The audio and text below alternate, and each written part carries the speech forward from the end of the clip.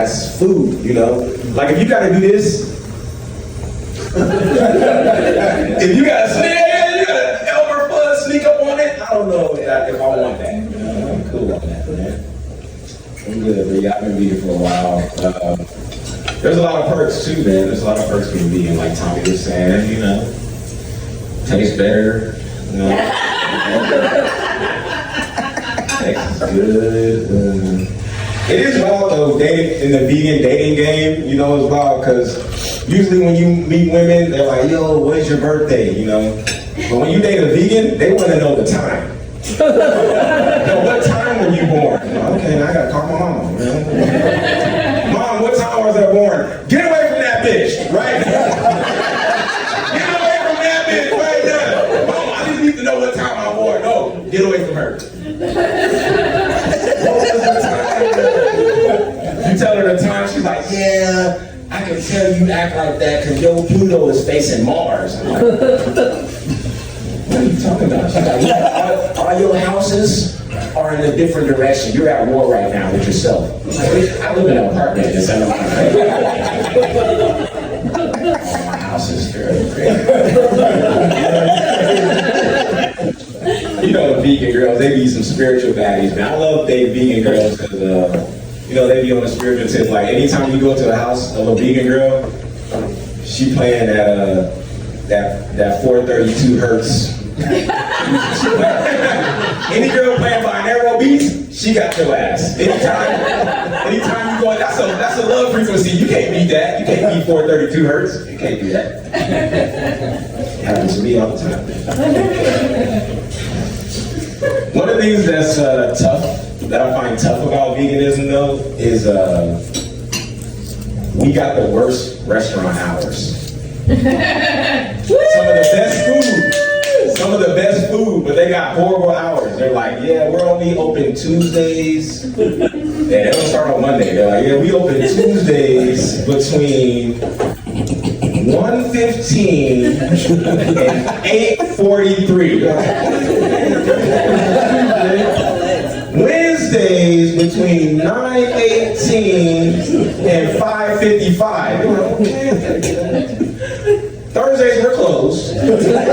Friday come in for a happy hour between 4:44 and 8:88. I'm like, that ain't even the time. All the restaurant hours are in angel numbers. You gotta line it up with an almanac and a full moon. Okay. So they gonna have the oyster mushrooms when the full moon is out. Okay. It's lovely though, man. It's a lot of perks though. It's a lot of perks being vegan. Like, just wait till this zombie apocalypse happens. You gonna wish you was a vegan zombie during the zombie apocalypse. Because when you a vegan zombie, you can still hang out with the living. They like, yeah, this is Steven. He ain't bit nobody yet. He one of the good zombies. Look, watch. He won't even bite. He won't even bite. Now you gotta listen closely. He didn't say brain, he said grains. Y'all got some buckwheat, some lentils? He good. They're like, how do you know the difference between a vegan zombie and a regular zombie? A vegan zombie gonna tell you, okay?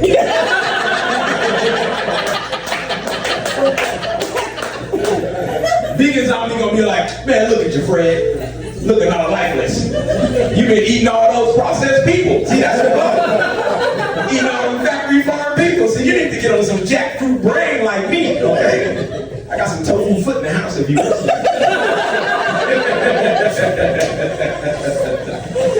Y'all out here looking all lifeless. See, I'm looking so good, they think I'm alive again. They think I'm blending in with the living.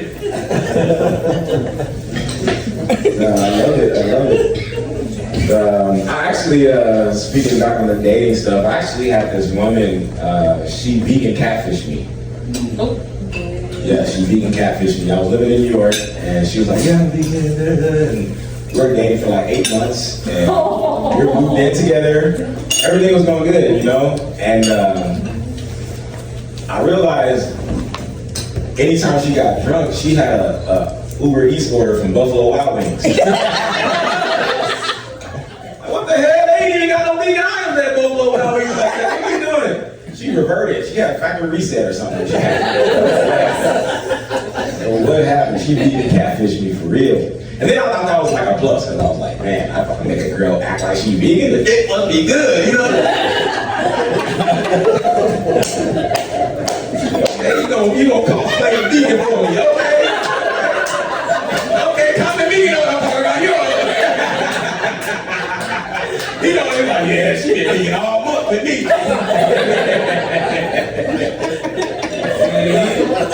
You get some locally sourced, non-GMO meat, yeah, it's coming up, but it's still meat, girl. You know. I got all the meat I need. Hell yeah, give it up for healthy. Converting his dirt.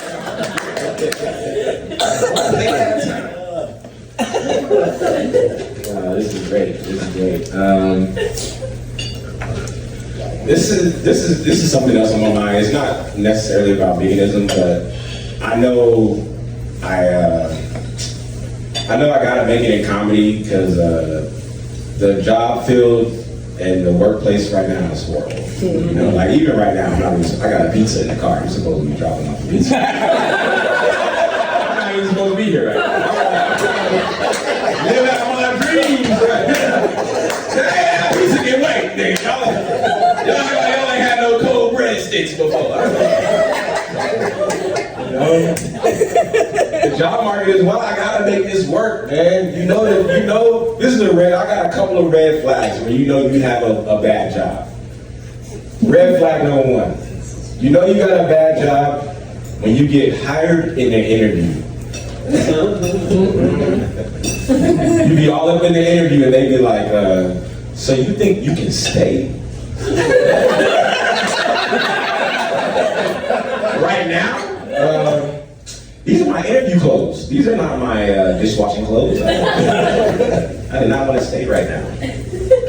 You can't say no. You're going to look like a bad employee. So you got to stay. You went from your interview to your first day. And here's another red flag of a bad job. When you go into work and you see the people who hired you start to quit. You just walk in Tuesday morning, you're like, where you going, Rebecca? She packing up and shit. She's like, yeah, I'm out of here. Help hire me, bitch. What are you talking about? You wake up on the third day, you became a supervisor. You went from first day employee, now you got the most seniority in the building. It happened to me, man. Definitely happened to me. I knew I had a bad job because instead of giving me a raise, they offered me therapy. Yeah, that's a whole other shit. Because I only had one thing to talk to my therapist about: the raise that I wanted. I know my problem. They ain't paying me enough, okay? And then I heard how much they were paying for the therapy service. They're paying $600 for each employee to have free therapy, or therapy, you know, provided by the job. And I was like, man, if y'all would have just gave me 300 of that, I wouldn't need the therapy. I would have been happy, you know? Yeah, on the second day of the job, they were like, do you mind coming in tomorrow and opening? Like, it's my second day. I don't even know my position. And y'all know there's two different types of open. There's lowercase open, meaning there's other people there. You know, you walk in, they're like, hey, Summer, good morning, nice to see you. And then there's capital open. When you just walk to the building, you're like, oh, this is what it looked like with the gate on it. It's just me by myself in here today, okay?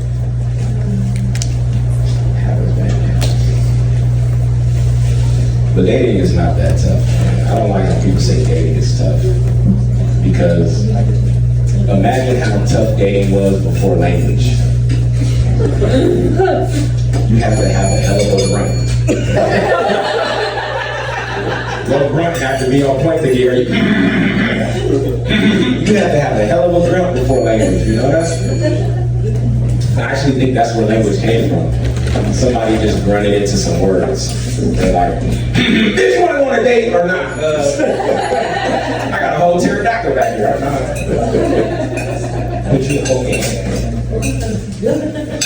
You guys notice when people use the phrase, it is what it is, it's never something positive? You're never like, hey, I heard you hit the lotto. It is what it is. No, it don't work like that. It don't work like that. It's more like, man, these bills are, it's more like these bills are due. I just got fired. But it is what it is. It is. And if you think about it, it is what it is. It's kind of like some Confucius, Zen Buddhist. It is what it is kind of like an African proverb. You know, it is what it is there to keep you from crashing out. You know, it is what it is that final frontier before you just let it all go. Because life at the top, you got phenomenal. Life at the top is phenomenal. And then right up under phenomenal, you got shit's pretty good.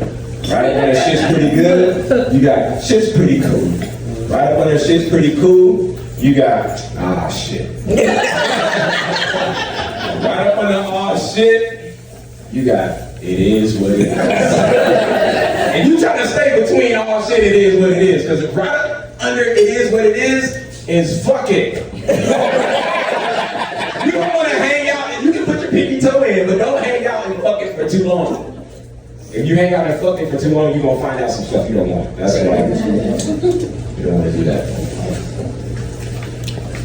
Getting older. I know I'm getting older because my dirty talk is changing.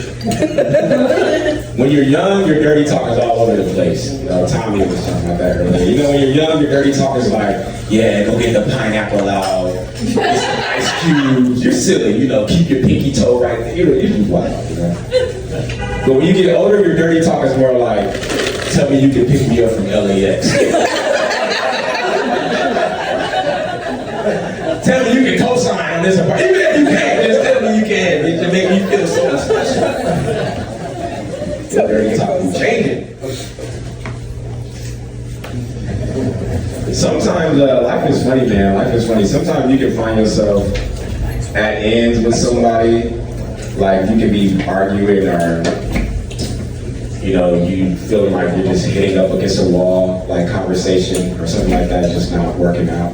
And then you step back and you realize the person that you're arguing with hasn't eaten an apple in 3 years. You know how silly you look arguing with somebody who hasn't had a Brussels sprout in 8 years? Like, you don't know how silly it is to argue with somebody who hasn't had a fresh piece of watermelon since they was 8. You arguing with somebody whose adrenal glands ain't even functioning. Now who looks silly? You the one that looks silly.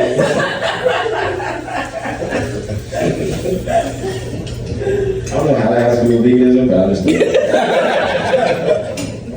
I stopped smoking cigarettes 2 years ago. Thank you. And as soon as I stopped smoking cigarettes, all my friends called me the healthy nigga. They're white too, all my white friends. They're putting the healthy nigga. Oh, you can't say that. You can't. Oh, I just stopped smoking cigarettes. Why I gotta be the healthy? They're like, yeah, you stopped smoking, you're all healthy. I'm like, bro, I'm just listening to the box. There's a Surgeon General on the box. It's telling me, all I did was listen to the man on the box, you know? That's crazy. Someone made cigarettes and they was like, we need a surgeon on this. And the surgeon was like, hey, I'm a surgeon. I don't think this is a good idea for you guys. Even the surgeon was like, man, bring the general out. I don't know, listen. I want to make sure I get all my vegan stuff out.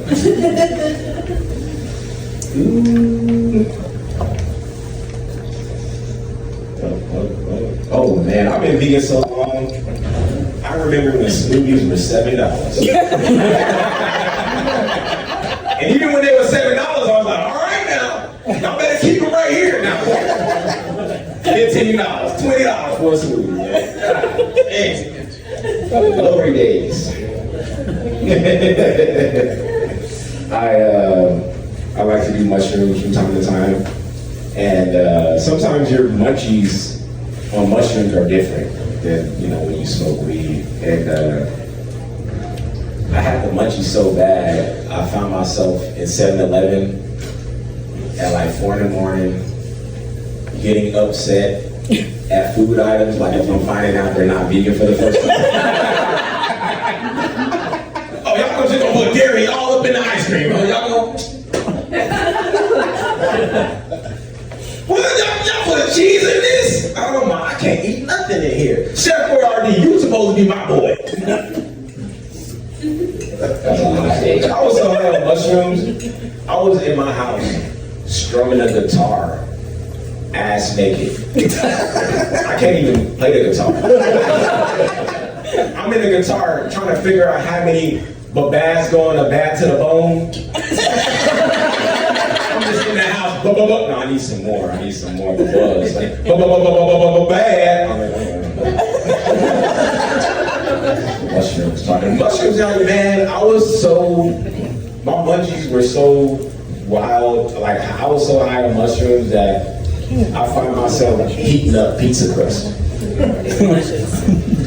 Not microwave, I mean like 375. Like, I'm waiting on the pizza crust. Like, that's how hungry I was. Like, when you heat up pizza crust, you go and do it. Like, I spent a lot on old pizza. Like, I was just like, I can make another pizza out the crust. Put some chili oil. I mean, you a chef. Put some chili oil on it. That's how messed up I was. Let's see what other people said.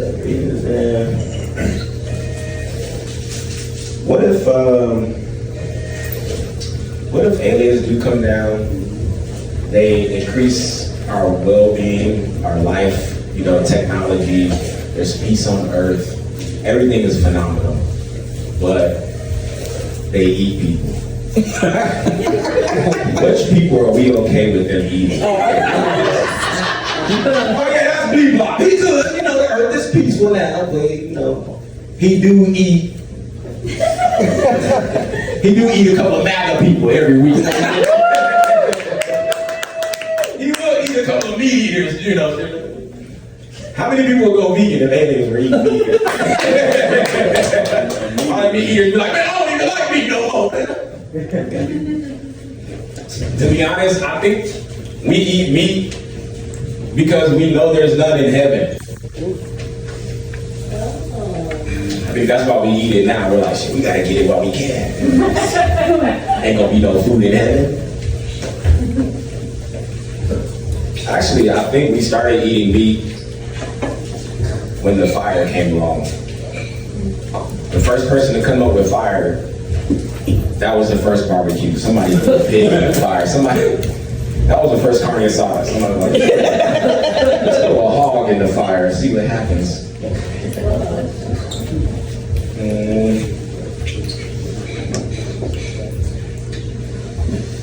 All right, I think I'm on my way up there.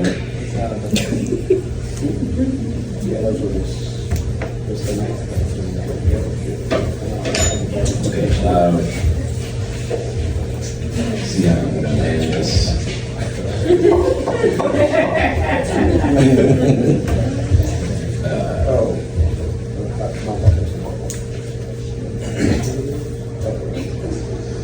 So yeah, I guess I've been doing comedy for like too long. My comedy is like a preteen. Like, my comedy doesn't want to go to sleep at night. She's talking back to her father. And it's been an interesting journey doing comedy for a while. And right now, where we're at in the comedy space, it's like, social media going viral, having like the proper, social media presence and Instagram and stuff like that. And even now, I'm like, man, I need something like to really like help push this, So even though we've been enjoying the night tonight, you guys have really helped my career out. If two people would throw a chair at me right now. I think I got the vote back there. Can somebody please just throw? I could be at crypto in 2 weeks if somebody goes viral. Just throw something at me. That's where we at. You know? I was probably better off getting all you guys to stand up and doing the Macarena. Just be like, oh, have you seen the Macarena comedian? He's funny. For my first joke, everybody, we're gonna play Duck, Duck, Goose. You ain't did the Goose at crypto, huh? And for my last joke, I'm gonna need you guys to put your head down. We're doing thumbs up. Thumbs up. No peeking. I'm changing my shoes in the back. That's where we at in the company right now. So, yeah, really, I guess I just wanted to extend my appreciation to you guys for coming out tonight and making this night unforgettable. Having me and the gym here.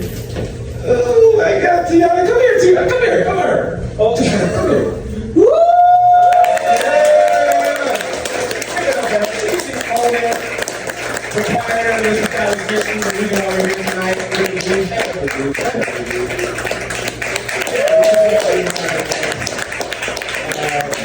My name is Stephen Martin Gillespie. You want to say anything?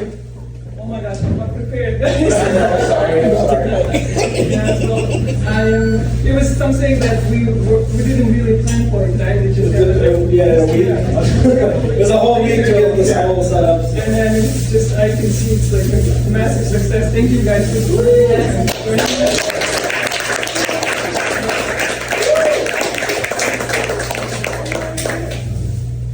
If you need a sticker with me and or Tommy's face, you can come buy one for $1. Yes. Please support the comedians here. We all have merch. At least follow us on Instagram. We're all trying to quit our Domino's job. I have some merch. I have some t-shirts back there. They're donation based. I don't want to go home with them. So if you guys want a t-shirt, I would love for you guys to grab what I have posted as well. And we're going to keep this show going. I would love to do even more shows. You know, I'm looking to do like independent shows, private shows. I'm looking to do spaces that can fit anywhere between 30 and 100 people. So if you guys have a home, a backyard, a venue, any type of space, I know a lot of comedians, as you see tonight. We do a lot of different type of comedy. I have a jazz show that I do as well. So I would just love for you guys to stay connected with me and all the other performers you guys see tonight. And thank you guys so much. What's your handle again? Oh, Stephen Marcus. It's Stephen with the V, Marcus.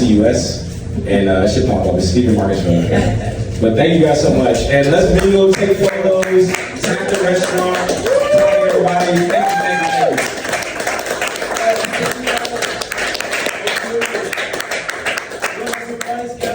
And he would like to give a poem.